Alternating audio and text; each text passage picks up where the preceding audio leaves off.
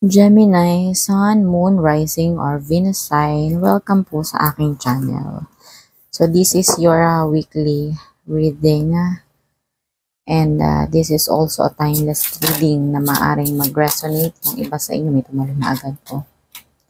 And the moment na mapanood nyo po ito video na ito is pwedeng doon pa lang mag-resonate sa inyo. So since ito ay general reading, no, piliin lamang yung mga magre-resonate sa inyo, makaka-relate kayo kasi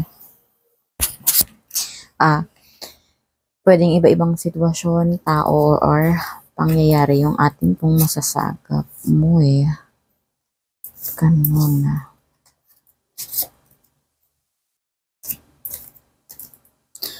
So, nakikita ko dito sa inyo parang this week is parang ito ngayon na warning sign, huwag maging padalos-dalos sa inyong nararamdaman, sa inyong iniisip, no? Kasi nakikita ko dito parang dahil dito sa heartbreak. Wait lang, no? Parang merong new idea, merong ang new idea or parang merong may pumasok sa isip mo, parang kang nagdududa, ganun. Naku-curious ka, parang may may gumugulo sa isip mo.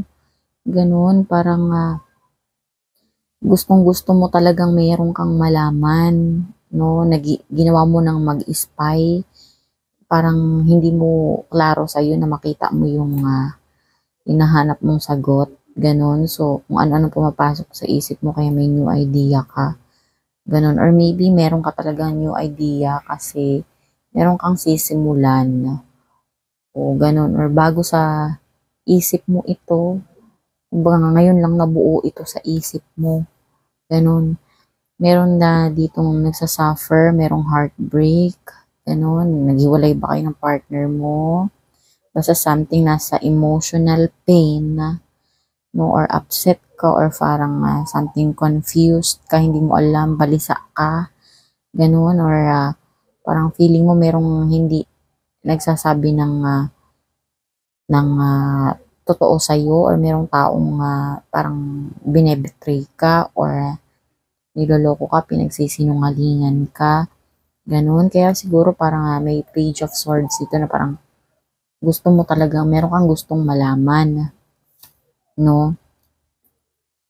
With the Queen of Cups, sabi dito, maging kalmado ka lang daw, huwag kang maging padalos-dalos, no? I-heal mo muna yung sarili mo dun sa mga bagay na gusto mong malaman, no? Magkaroon ka ng pagmamahal sa sarili mo, alagaan mo yung sarili mo, siguro kasi kakaisip mo, siguro dahil sa emotional damage na nararanasan mo ngayon, ganyan, at dahil kinikilusan mo na siya ng hindi ka na nag-iisip, masyado ng padalos-dalos yung kilos mo, ganun. So sabi ng Queen of Cups na ikalma mo yung sarili mo, i-comfort mo muna yung sarili mo, no? Para hindi ka humantong dito sa Five of Pentacles, no? Na di ka mawalan something na imbalances sa financial, ganun, or wala kang sa iyong sanity, sa iyong katinuan, or magkaroon ka ng low self-esteem, no? Gemini, kayo pa naman Gemini, sa totoo lang is, naman kayo, palaisip kayong tao kasi. So, kaya yun hindi ko din naman kayo masisisi kasi kayo ganyan kayo Gemini, Libra, and Aquarius. Palaisip talaga kayong tao, yung tipong pwede kayong nasa isang tabi lang. Kala mo, okay lang nasa isang tabi kayo kasi maraming tumatakbo sa isip ninyo kasi palaisip kayong tao. Ganun. So, huwag mo isipin yung mga nang tara-traidor sa'yo. Pwedeng ito ay mangyayari pa lang, or nangyayari na.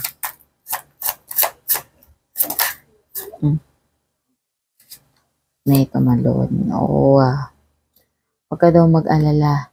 Kasi matatapos din tong, yung nangyari sa'yo na ito is, may natapos lang na cycle.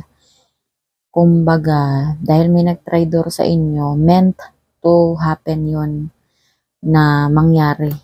So, siguro hindi, nasaktan ka lang siguro kasi mahalaga sa'yo yung tao na yun. O yun ang betray sa'yo. No, or basta something na nakasakit sa'yo. No.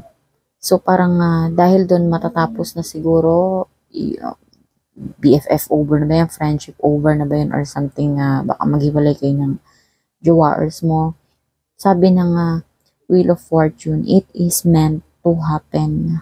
Kung kailangan yun mangyari, it is not for your own, it is for your own good. No? Yun ang sinasabi dito. See, sinigundahan ng Seven of Swords, meron talagang nang titrick sa inyo. So, meron talagang nang aano sa inyo dito. Meron talagang dishonest sa inyo dito. No, yung tipong hindi niya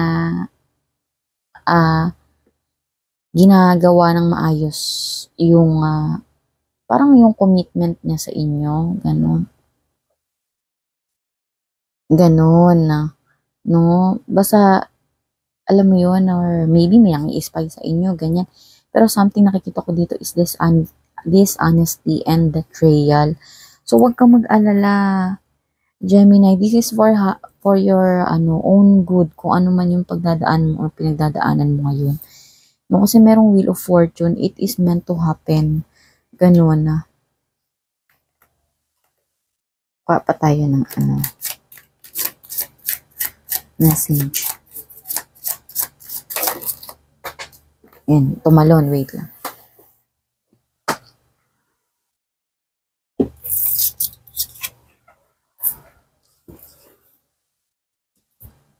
May the Tower na na reverse. See, Gemini. Sabi sa'yo dito, personal transformation. No, kung ano yung pinagdadaan mo, yung may betrayal talaga. No, kasi maglilid yun sa'yo ng personal transformation mo. Meron ka ng change. Pero wag ka daw matakot doon sa pagbabagong yun. No, kung magsasuffer ka man, kung parang feeling mo gumuho na yung mundo sa'yo, kung feeling mo gusto mong magpahinga pero hindi ka makapagpahinga yung isip mo, ganyan, wag ka daw matakot. No, wait lang.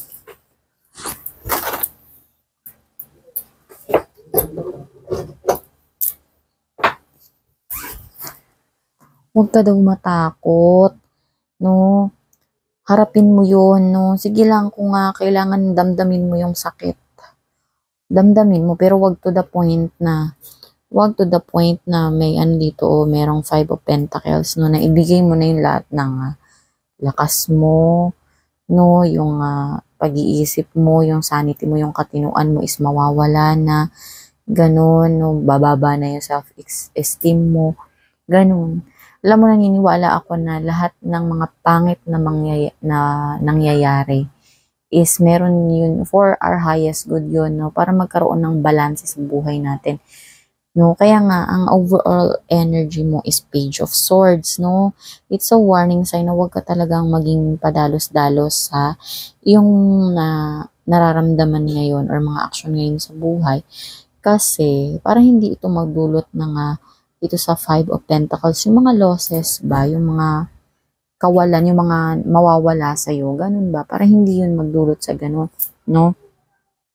Pero kung in return, ano man yung pinagdadaan mo, yung pagdadaanan mo ngayon, it's for your highest good. Kasi merong Wheel of Fortune dito, lumabas yung Wheel of Fortune, no?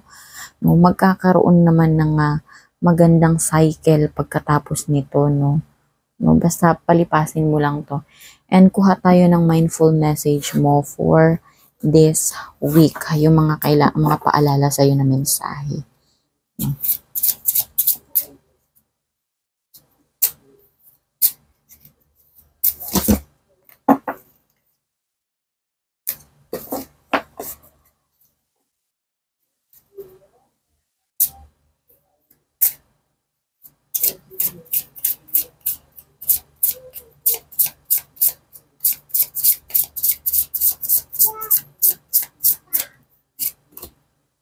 Oh, tinan mo, personal journey. Oh, sarili mo daw yan na journey, no?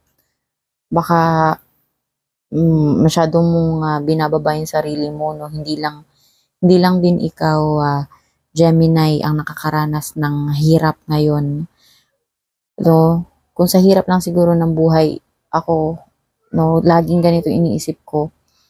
Meron pang may mas worse sa akin, pero hindi ko ini pinagpapasalamat. Mas tumitingin na lang ako sa mga brighter future. Pag gano'n, nasi-shift yung ating iniisip na mas lalo nating hindi kakaawaan yung sarili natin, kundi mas lalo nating ibangon yung sarili natin. So, message sa'yo dito is, I follow what feels right within me. Tingnan mo, sinigundahan ka dahil dito sa ano mo, yun dito sa heart, yung 3 of Swords mo. Ayan. I follow what's right within me. No, sundin mo daw kung ano yung sa tingin mo tama, kung ano yung nararamdaman mo ay tama para sa'yo. Without needing validation from others. No, na hindi mo kailangan ng approval or yung pagtanggap ng ibang tao. No, siguro sa partner mo ito. So kung mawala man siya sa'yo, wag mo na lang panghinayangan yung mga na-invest nyo na emotion siguro. Tingnan mo na lang na basta nagawa mo yung lahat ng best para sa relationship ninyo, no? Or kung sa family man yan, sa family mo. No, kung ayaw na nila sa'yo, kung ayaw niya na sa'yo, so hindi na kailangan ng approval para magustuhan ka niya, no? Kailangan na kung ano yung nafe-feel mo na tama, no? Para na yun sa'yo, no? Ikaw na yung i-invalidate mo yung ganong feeling, no? We are each on our own journey. Tayo daw ay nasa kanya-kanyang paglalakbay, and mine does not need to look anyone else. At yung sa'yo daw ay hindi mo kailangan tumingin doon sa landas ng iba. No, my enjoyment and satisfaction is validation enough, no? Yung iyong pagsasaya, yung kung saan ka saya at kung saan ka merong satisfaction, yun daw ay sapat na para masabi mong doon ka belong. No? So, wag mo limitahan yung sarili mo, Gemini. Yun yung paalala sa'yo. Para talaga sa'yo itong reading na ito, no? Huwag kang mag-alala.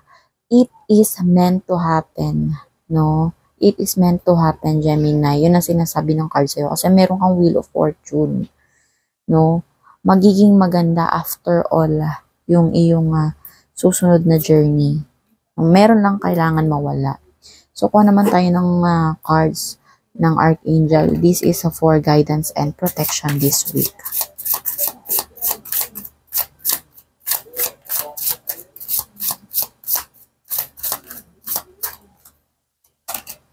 No? Oh, Archangel Ray na naman. So, yoga and exercise are essential to your well-being, peace of mind, and spiritual growth right now. So, kailangan mo daw ng peace of mind, ng spiritual growth, no? At yung kabuuan mo, no? Kailangan mo ulit maging buo. So, isa sa mga kailangan mong gawin para ma-regain yung energy mo, yung power mo, ganun is mag-exercise and yoga. Yung yoga kasi isa para yung focus, no? Meditation din yan. Yung magmuni-muni ka, ganun. Ine-enhance niyang yoga na yun yung spiritual growth mo, yung connection mo doon sa soul mo. Yun. Ganun. Excuse me. Baka kasi nawawala ka na nga sa focus mo ngayon dahil sa pinagdadaanan mo. So, galaw-galaw din. Baka lagi ka na lang nakahiga. So, wag daw ganun. Paalala ni Archangel Ray, magmuni-muni ka, no? And mag-exercise ka din, no? Kahit 30 minutes lang, yung something na pagpapawisan ka or something na makakagalaw-galaw ka, in connection na yan sa iyong spiritual growth, sa iyong mental growth na rin para magkaroon ka ng peace of mind. In short, yung iyong whole well-being, no?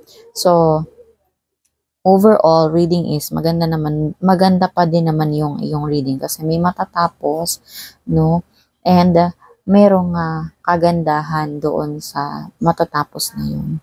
So, yun lamang. Kung nagustuhan mo itong itong message na ito, please consider subscribing my channel and thank you for watching.